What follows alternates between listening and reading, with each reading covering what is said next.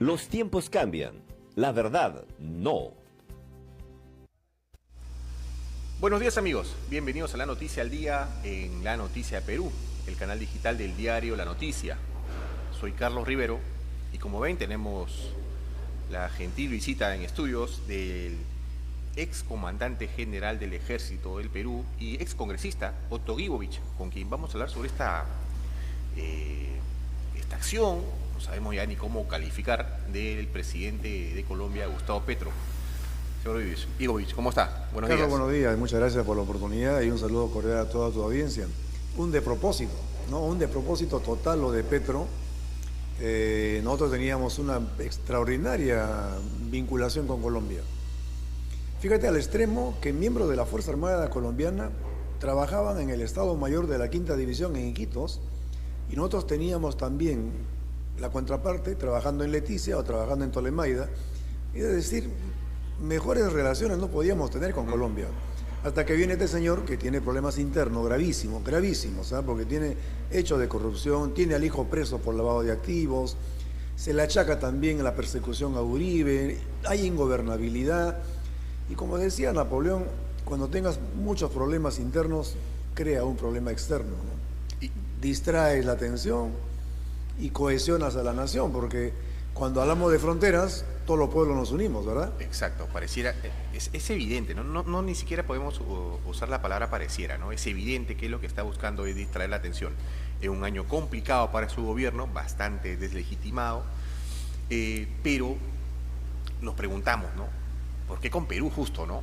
¿Por qué con Perú justo? Y el tema de fronteras, hay un tratado de por medio que está sumamente claro. ¿Usted ve por ahí alguna posibilidad de que Colombia termine o se le termine dando la razón a Colombia respecto a este pedido, esta exigencia que viene haciendo Petro? A ver, primero, ¿no? ¿Por qué con Perú? Con Venezuela no va a tener problemas, ¿no? Porque con Venezuela son socios y ambos son títeres del Foro de Sao Paulo, hay que llamarlo con claridad, ¿no? Es el Foro de Sao Paulo quien está detrás de ellos. Y ahí está Lula, está Maduro, está Petro, está Ortega, todos son ellos parte del Foro de Sao Paulo. Ahora, con Panamá no va a tener problemas porque es meterse con Estados Unidos. Entonces, ¿con quién puede jugar intentar jugar? Con Perú, ¿no? Con Perú. Aparte, es sabido también que la mala relación interpersonal que tiene con la presidenta del Perú, ¿no? Él fue muy faltoso durante las épocas difíciles que tuvo la transición de la salida de Pedro Castillo a la cárcel, salía del gobierno y directo a la cárcel. Él fue uno de los grandes soportes, ¿no? Que junto con México apoyaban que Castillo continúe en el gobierno. Entonces hay una mala relación. Pero eso no es todo, Carlos, porque entre estados no hay amistades, entre estados no hay amigos, entre estados lo que hay son intereses. Y entonces por eso que yo critico agriamente a aquellos políticos y funcionarios o exfuncionarios peruanos que se oponen, por ejemplo, a que se compren los aviones. Dicen que es una plata mal gastada que se podría gastar en carreteras o puentes. Falso. Plata mal gastada es la que se va a Petroperú, por ejemplo. ¿No? Esos son millones de dólares que drenan al Estado, al presupuesto, que podrían orientarse mejor. Pero cuando tú tratas de equipar a tu Fuerza Armada y tu Policía Nacional, por favor, entendamos de una buena vez, tenemos que estar bien equipados y bien entrenados, porque este tipo de contingencias no avisan, aparecen de cualquier momento, y para eso hay que estar preparados.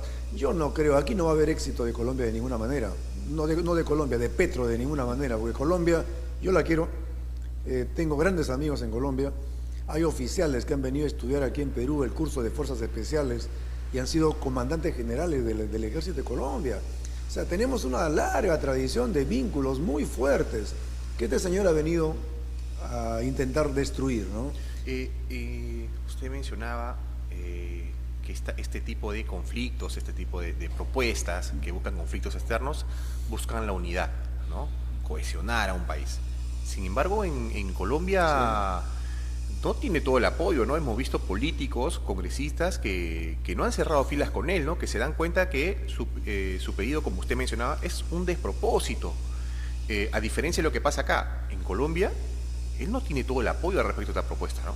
No, no tiene la razón, no tiene el apoyo. Es decir, ayer además él no podía ir a Boyacá, donde debía haber celebrado el Día de su Ejército y el Día de su Independencia. No ha ido a Boyacá porque le tenían preparado un enorme mitin de rechazo. Inclusive ayer en Leticia lo han pifiado, ¿no? Y a pesar de eso, a pesar de todo lo que ha hecho, porque esta maniobra de cambiar el centro de la ceremonia central por el Día del Ejército Colombiano, de Boyacá a Leticia, no le ha resultado, tampoco le ha resultado, la gente sigue protestando, ¿no? Y más bien se ha ganado el rechazo de mucha gente, de todo el Perú, y a mí me ha gustado mucho la actitud del Premier. No lo conozco, pero me parece oportuno estar en el lugar de los hechos, estar ahí con el ministro de Defensa, con el jefe del Comando Conjunto, con la población, izar la bandera, cantar el himno. Eso me parece bien, hay que saludarlo. Yo no soy partícipe de este gobierno, lo he criticado agriamente, pero eso está bien. Y también las declaraciones de la presidenta, no tengo nada que hablar con Petro, suficiente. Claro, suficiente. Importante no solo el discurso, ¿no? Sino la presencia de autoridades en un momento tan complicado. Muy bueno, y que se cante el himno y se reafirme, ¿no? La peruanidad. Porque eso, mira, tú tienes ahí unas imágenes excelentes, ¿no? Donde se está viendo esa de allá, ahí está, fíjate, en ese gráfico se puede ver la parte colombiana, la parte peruana y la parte brasilera, Tabatinga, Leticia y al frente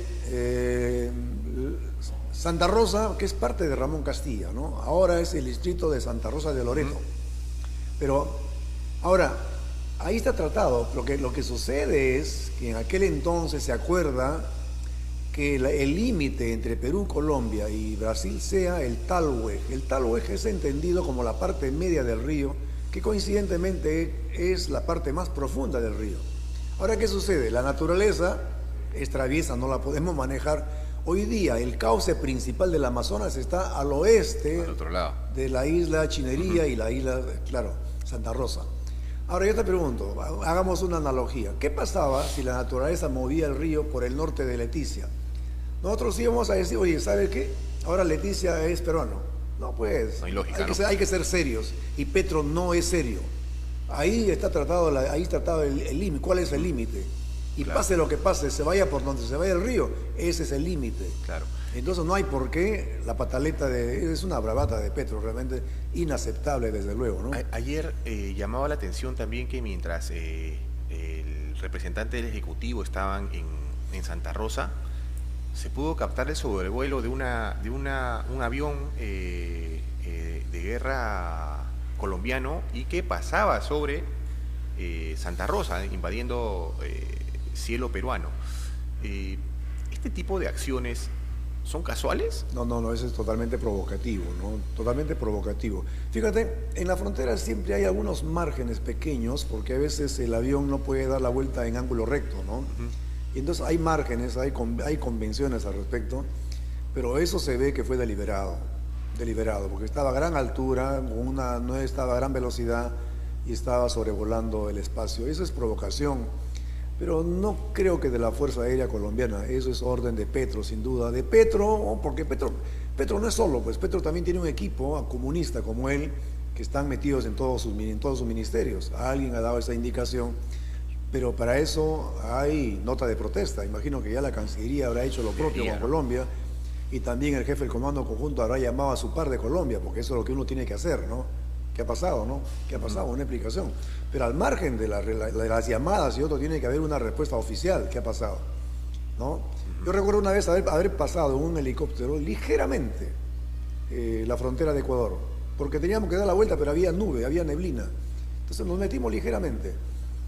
De inmediato la Cancillería ecuatoriana se comunicó con la Cancillería peruana, y la Cancillería peruana, yo era comandante general, me llamó. Sí, le dije, sí, soy consciente de ello, pero era un problema de seguridad. Había neblina y no teníamos otra alternativa que hacer un vuelo para evitar esa zona de neblina. Y ahí queda todo. Cuando la explicación es razonable, racional, y uno conoce la geografía, ahí queda. Pero ayer eso es un avión, no es un avión de combate, ¿no? Es un avión posiblemente de reconocimiento. Pero ahora, ¿qué sucede? También cuando celebran el Día del Ejército, los aviones del Ejército, los helicópteros del Ejército sobrevuelan la zona. Pero ahí debieron ser más cuidadosos en evitar justamente en momentos de fricción, en momentos de fricción generada por Petro, evitar eso, ¿no? Claro. Debe hacerse conocer la nota de protesta. Usted resaltaba la postura del Ejecutivo, ¿no? La firmeza.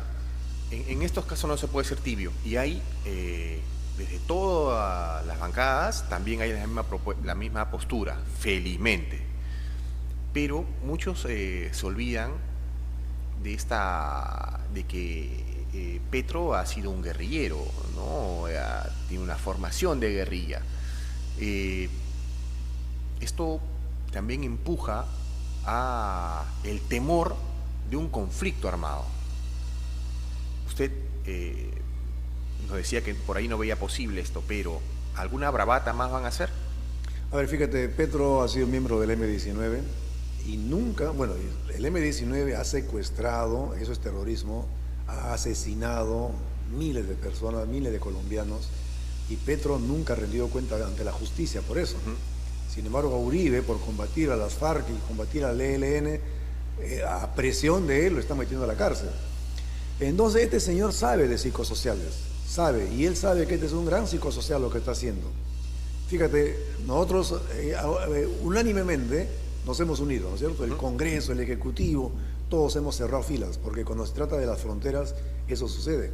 Lo mismo debe estar pasando en Colombia, no en la gran mayoría, pero sí, todo lo destartalado que está su gobierno de repente se va a cohesionar, porque van a ver. Por eso también tenemos que ser cuidadosos en la respuesta que tengamos que dar, ¿no? Y no seguir echándole un poquito de gasolina a la hoguera que él quiere crear. Pero hay respuestas diplomáticas. Ahora, aquí hay un hecho bien importante, ¿no? Por la vía diplomática él ha dicho que quiere ir a la Corte Internacional. Bueno, ese es un tema que lo decidirá la Cancillería con la presidenta, que es quien maneja los temas internacionales. Si fuesen a la Corte Internacional, el año 2010 el ministro Garrido Leca, estuve leyendo, firmó un acuerdo con su par colombiano, con el ministro de Salud de Colombia, para que los pobladores peruanos de Santa Rosa, solamente con su DNI, pasen a Leticia y se atiendan en los centros de salud de Leticia, Colombia. Pero había un reconocimiento tácito que a los pobladores peruanos de Santa Rosa pasen a Colombia a atenderse. Eso se llaman hechos propios de los estados.